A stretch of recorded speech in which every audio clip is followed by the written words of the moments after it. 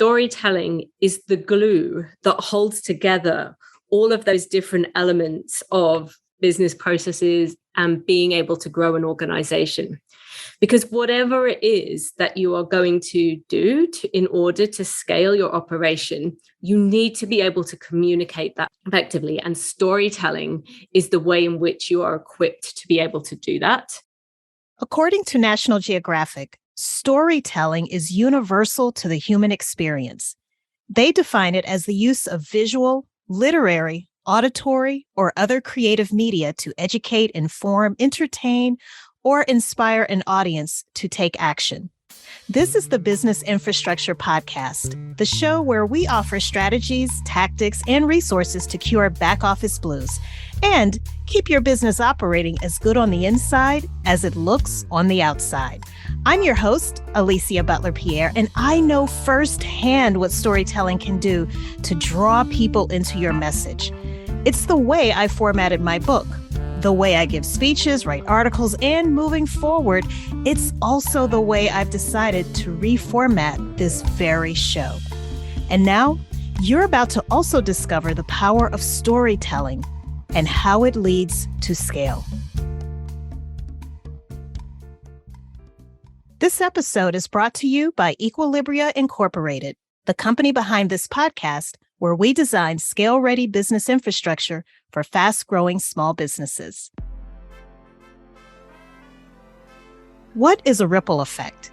It describes a spreading, pervasive, and usually unintentional impact or influence. Storytelling is one way to create a ripple effect for positive change on a massive scale. In fact, it's the inspiration behind Ripple Effect Images, a nonprofit organization with a mission to solve global issues like food shortages, climate change, and economic empowerment by telling the stories of remarkable women making a difference in their communities. How do they do this? Well, you're about to find out from their executive director. This is episode 212, Ripple Effect. Liz Bloomfield explains the power of storytelling to maximize social impact. I'm Liz Bloomfield. I'm the Executive Director of Ripple Effect Images, and I am originally from England and have been based here in the Washington, D.C. area for about 8 years now. My route here has been very varied. I like to say that I've optimized for interesting in my career. I started out in the British Army, where I served for about 8 years. After I left the Army, I went into the corporate sector, working on renewable energy projects, before ultimately ending up in the humanitarian sector, working on the protection of civilians trapped in conflict.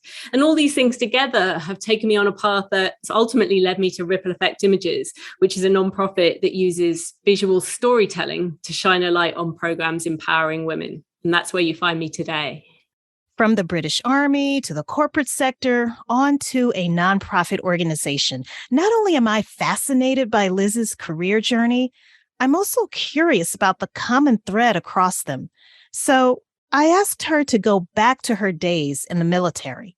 Some of my early experiences in the military included deployments overseas to Iraq, for example, wow. And being able to engage with communities in other parts of the world. I was very fortunate during my deployment to spend time with local communities in Iraq. I was tasked with reestablishing the rail infrastructure in southern Iraq. And so that really brought clarity early in my career of really wanting to engage with local communities in addressing challenges and finding solutions. And that set the tone for me in some quite unexpected ways. After I left the military and transitioned to the corporate sector, again, I was drawn to the renewable energy sector because I felt so strongly about finding sustainable solutions to the challenges that we have in the world right now. Okay. It makes sense now. The common thread is getting involved in local communities, finding sustainable solutions for them, and making a lasting positive impact. But ultimately, the pull for the humanitarian sector continued based on earlier experiences that I'd had in my career. And I really wanted to find opportunities to engage with those local communities, which is what I was able to do. in the humanitarian sector, really being able to listen to the solutions that are being offered at the grassroots level, and then finding ways in which to take those to scale, finding ways in which to amplify the voices of the local change makers so that the solutions can reach even wider communities, can have an even greater ripple effect.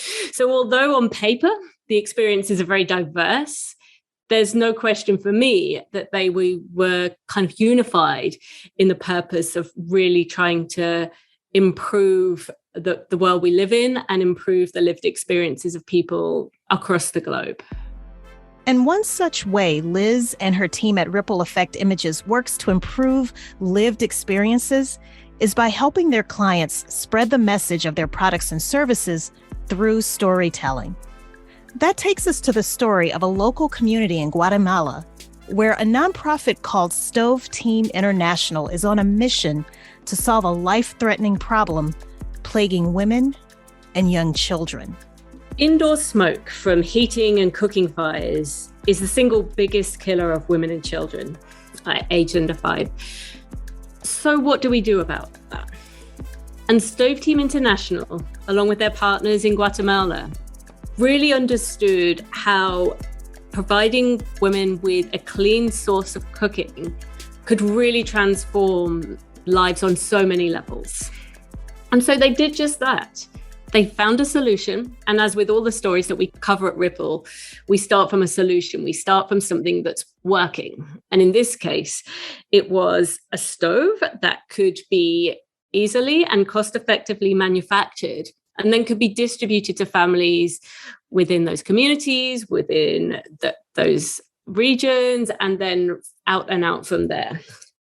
And I tell this story because of the importance of the storytelling in them being able to take it to scale. In case you're wondering, storytelling is important because you can have the best product or service in the world, but if no one knows about it, or if you don't have a way of letting the people who need it most know about it, then everyone suffers.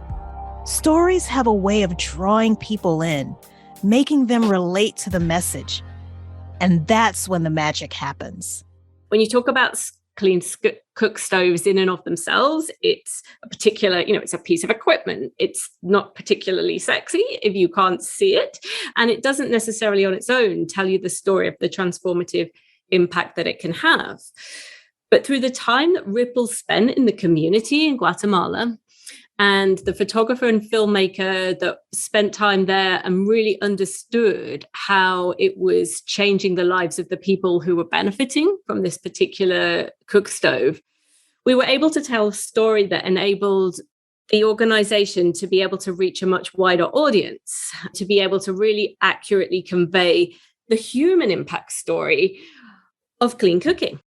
Once they understood the impact of clean cooking at a local level in this Guatemalan community, they crafted a story that could reach and appeal to the masses. In other words, they were positioned to create a ripple effect. Now they were ready to execute the next part of their process, creating a film. When we were creating this film, we wanted to make sure that we were able to convey the need. And this is an important distinction to make here because Ripple does really focus on solutions. But at the same time, it's really important to make a compelling case for why the need is there. And sometimes that's using data, sometimes done using human stories, going into a family's life, into their home, seeing how they're living, seeing the impact that these challenges are having on their daily life and being able to convey that need in a scientific and evidence-based way, but also in a really human way. As Liz explains, capturing the essence of the story through film involved more elements. And then the next thing is being able to demonstrate why that organization is really uniquely positioned to help implement that solution. What is it about it? Have they got some innovative technology? Do they have a particularly good reach? Have they got the networks and the connections? What is it about that organization, in this case, StoveTeam International, that should inspire the confidence of a donor or another partner to say, hey, this is where we need to be investing our resources because these guys are the ones guys or girls, these are the women that are really making a difference. And then I think the third thing in the storytelling is being able to demonstrate how and why it's sustainable. And that's a key part of the scalability as well. How can this particular solution continue to grow, be replicated? How can it continue to reach even more families and communities? And how can it really be something that continues to be effective for very many years to come? Let's recap the process Liz described so far in understanding a problem. First, gather qualitative data through conversations with the local community. Number 2, define the need. Number 3, quantify the need through numerical data. And number 4, present why a particular organization is positioned to solve the problem. You know, this reminds me of the scientific method where the problem-solving process begins with identifying the problem and from there developing a hypothesis, making observations, and experimenting. It ends with reaching a conclusion. In this situation, Liz and her team, in their own way, leverages the scientific method to scale the stories of organizations with proven solutions. Storytelling is the glue that holds together all of those different elements of business processes and being able to grow an organization. Because whatever it is that you are going to do in order to scale your operation, you need to be able to communicate that effectively. And storytelling is the way in which you are equipped to be able to do that. We start from a place of seeing that there is a solution that has been proven. We can see that something is working. We can see that this has real potential and there's evidence to show that's the case. And that's a real pivot point, in so many grassroots level organizations, whether that's a nonprofit or a small business, a social enterprise, that pivot point is when your storytelling can open the doors for you. And if you haven't got to a place where you're able to tell their stories, it may well hold you back for a period of time. And so what Ripple really seeks to do is to identify those nonprofits that are at that critical point in their evolution.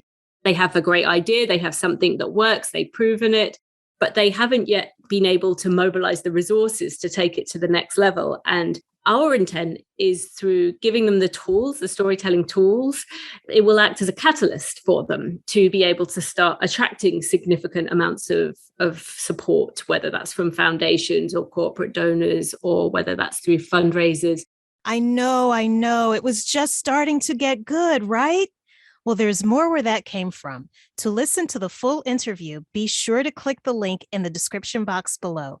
Don't forget to subscribe to our channel and click that notification bell so that you'll know when our next episode drops. Until then, keep operating smoothly.